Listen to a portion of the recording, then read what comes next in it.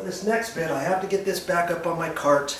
I'm here just by myself, but you know, more than likely, I'm going to have to get some help to have me put this into the opening, but for right now, I'm on my own.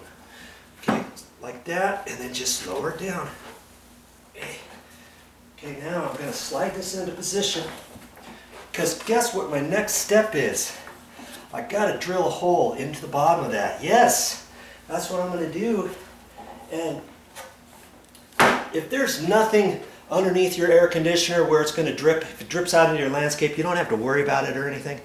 Now, if you're up on a second floor and this air conditioner is above another air conditioner or something, you know, what you could do is instead of putting this grommet for the condensate pipe right here in the end, you could leave that other little rubber gasket there.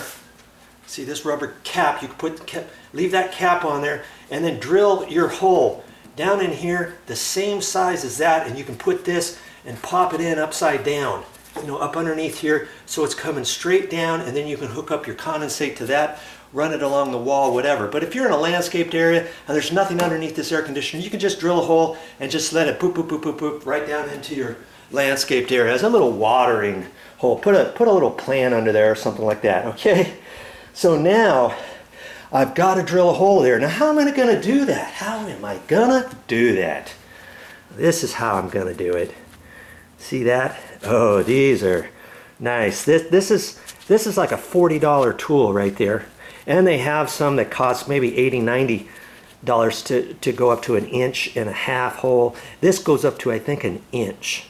Okay, but first I have to get a bit size that big to go down into that hole.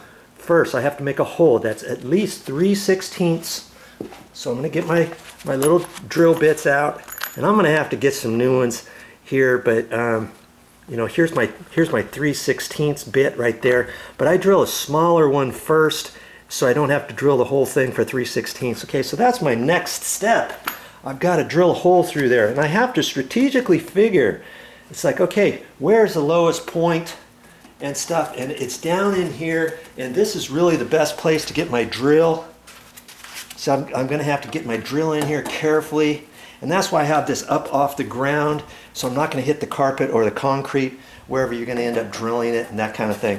Hold your mouth just right, figure out where you're going to want this, and strategically locate it. So I'm going to drill it about right there.